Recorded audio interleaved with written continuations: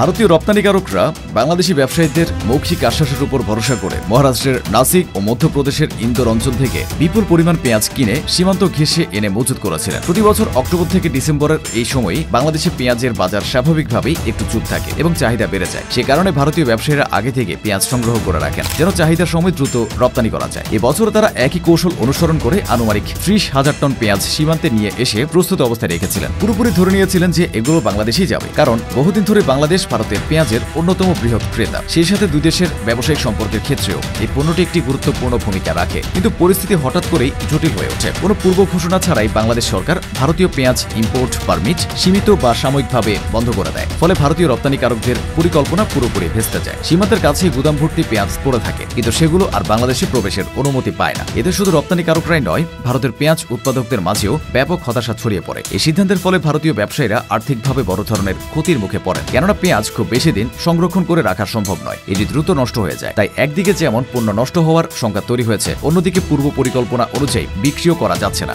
স্বাভাবিকভাবেই ভারতীয় পক্ষের মনে ক্ষোভ জন্মেছে এবং তারা বিষয়টিকে বাংলাদেশের হঠাৎ নেওয়া একতরফা সিদ্ধান্ত হিসেবে দেখছে। ভারতীয় রপ্তানিকারকদের ক্ষতি এখন এতটাই গভীর হয়েছে যে তারা আর কোনো উপায় না দেখে সীমান্তে আটকে থাকা পেঁয়াজ স্থানীয় বাজারে প্রতি কেজি 2 থেকে 10 রুপি দামে বিক্রি করতে বাধ্য হচ্ছেন। যে পেঁয়াজ তারা বাংলাদেশে রপ্তানি করে উল্লেখযোগ্য মুনাফা পাওয়ার আশা করেছিলেন, সেটাই এখন লোকসান ঠেকাতে প্রায় বিনামূল্যে তুলে দিতে হচ্ছে। এতে ভারতীয় কৃষক থেকে শুরু করে মধ্যস্বত্বভোগী সবাই বড় ধরনের আর্থিক চাপে পড়ে গেছেন। প্রকৃতপক্ষে পেঁয়াজকে কেন্দ্র করে বছরের পর বছর ধরে বাংলাদেশে একটি শক্তিশালী সিন্ডিকেট গড়ে উঠেছিল। এই সিন্ডিকেটের সদস্যরা দেশের বাজারে পর্যাপ্ত পেঁয়াজ মজুত থাকা সত্ত্বেও নির্দিষ্ট ঋতুতে, বিশেষ করে নতুন ফলন আসার আগে ইচ্ছাকৃতভাবে কৃত্রিম সংকট তৈরি করতেন। তারা গোপনে মজুতকারীর মাধ্যমে সরবরাহ কমিয়ে বাজারে পেঁয়াজের দাম হঠাৎই আকাশচুম্বী করে তুলতেন। এরপর তারা সরকারের উপর বিভিন্নভাবে চাপ সৃষ্টি করে ভারত থেকে বিপুল পরিমাণ পেঁয়াজ আমদানির অনুমতি আদায় করতেন। এভাবে তারা দুই দিক থেকে লাভবান হতেন।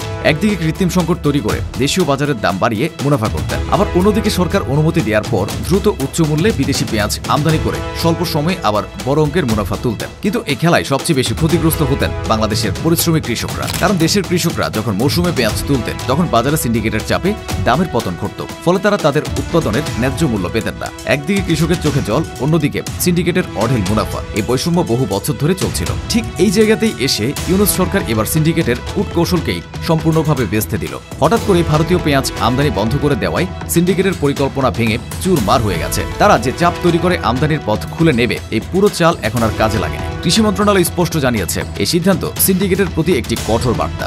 এখন থেকে বাজারে ইচ্ছেমতো সংকট তৈরি করে সরকারের উপর চাপ সৃষ্টি করা যাবে না। একই সঙ্গে দেশের কৃষকরা তাদের উৎপাদিত পেঁয়াজের ন্যায্য মূল্য পাওয়ার সুযোগ পাচ্ছেন, যা দীর্ঘদিন ধরে তারা বঞ্চিত ছিলেন। কৃষি মন্ত্রণালয়ের সাম্প্রতিক ঘোষণায় স্পষ্ট করে জানানো হয়েছে যে বাংলাদেশ এখন পেঁয়াজ উৎপাদনে স্বনির্ভরতার কাছাকাছি পৌঁছে গেছে। দেশে প্রতি বছর প্রায় 44 লাখ টন উৎপাদন হয়। অন্যদিকে দেশের ভেতরে চাহিদা রয়েছে মাত্র 28 লাখ টন। সুতরাং উৎপাদন চাহিদার তুলনায় অনেক বেশি, অর্থাৎ দেশ নিজস্ব উৎপাদন থেকেই চাহিদার তুলনায় উল্লেখযোগ্য পরিমাণ উদ্ধৃত পেঁয়াজ পাচ্ছে। এর পাশাপাশি বিশেষজ্ঞদের অনুমান অনুযায়ী 15 ডিসেম্বরের মধ্যে আরও 2.5 লাখ টন মুড়িকাটা পেঁয়াজ বাংলাদেশে প্রবেশ করবে। এই মুড়িকাটা পেঁয়াজ সাধারণত নতুন মৌসুমের প্রথম প্রাপ্তি, যা বাজারে আসলেই সরবরাহ বাড়ে এবং স্বাভাবিকভাবে দামও স্থিতিশীল হয়ে যায়। ফলে দেশের বাজারে কোনো রকম ঘাটতি তৈরি হওয়ার প্রশ্নই আসে না। এই বাস্তব চিত্র বিবেচনায় নিয়ে কৃষি মন্ত্রণালয় স্পষ্ট সিদ্ধান্ত নেয় যে বিদেশ থেকে পেঁয়াজ আমদানির প্রয়োজন নেই। তাই বাজার পর্যন্ত সরবরাহ নিশ্চিত থাকা সত্ত্বেও যে 2800-টিরও বেশি আমদানির আবেদন জমা পড়েছিল, সেগুলোকে মন্ত্রণালয় কোনোভাবেই গ্রহণ করেনি। মন্ত্রণালয়ের মতে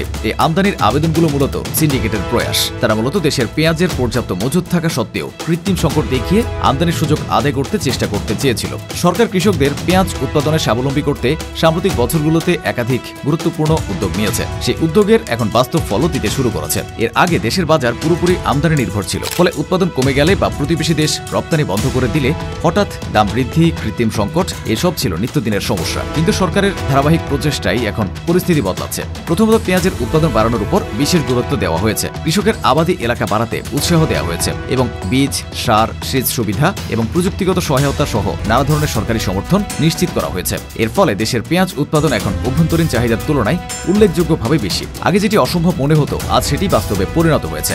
দেশ নিজের চাহিদা নিজেই পূরণ করে উদ্ধৃত উৎপাদন করছে। এছাড়া সরকার ঐতিহ্যবাহী রবি মৌসুমের উপর নির্ভরতা কমিয়ে গ্রীষ্মকালীন পেঁয়াজ উৎপাদনে বড় ধরনের সাফল্য অর্জন করেছে।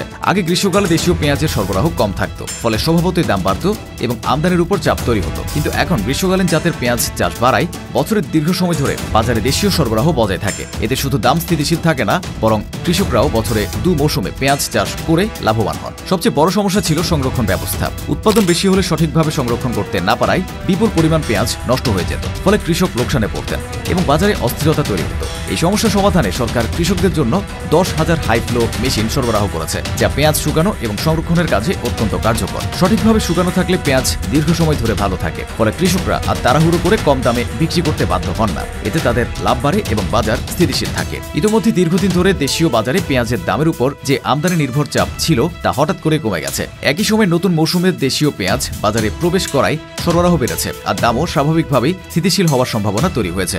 সবচেয়ে গুরুত্বপূর্ণ দিক হলো এখন কৃষকদের হাতেই বাজার নিয়ন্ত্রণের মূল চাবিকাঠি এসে গেছে। আগে যখন সিন্ডিকেট কৃত্রিম সংকট তৈরি করে বা আমদানির চাপ সৃষ্টি করত, তখন দেশীয় কৃষকদের উৎপাদন যথেষ্ট থাকলেও বাজারে তার প্রভাব পড়তো না। কিন্তু এখন পরিস্থিতি অন্যরকম। আমদানির পথ বন্ধ থাকায় বাজার পুরোপুরি দেশীয় ফলনের উপর নির্ভর করছে, ফলে কৃষকরা তাদের উৎপাদিত পেঁয়াজ ন্যায্য দামে বিক্রি করার সুযোগ পাচ্ছেন এবং বাজারে সরবরাহ তাদের হাত ধরেই নির্ধারিত হচ্ছে।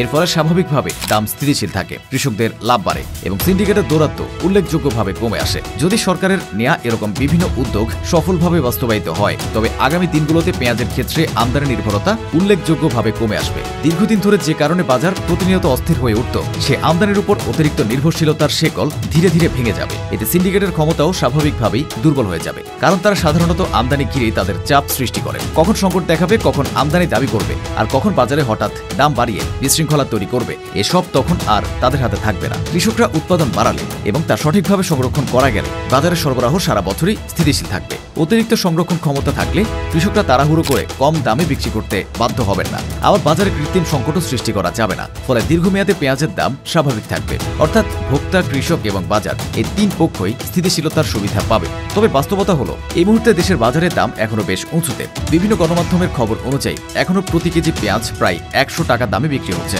এই অস্বাভাবিক উচ্চ মূল্য দেখে বোঝা যায় বাজারে মধ্যস্বত্বভোগীদের সক্রিয়তা এখনো পুরোপুরি বন্ধ হয়নি। তারা সুযোগ পেলে দাম বাড়িয়ে মুনাফা করার চেষ্টা করে, ফলে সরকারের উদ্যোগ সফল হলেও বাস্তব পরিস্থিতি পুরোপুরি পরিবর্তন হতে কিছুটা সময় লাগবে। দাম স্থিতিশীল করার এই প্রক্রিয়া দ্রুততর করতে বাজার নজরদারি, পরিবহন খরচ নিয়ন্ত্রণ এবং পাইকারি পর্যায়ে স্বচ্ছতা নিশ্চিত করাও জরুরি।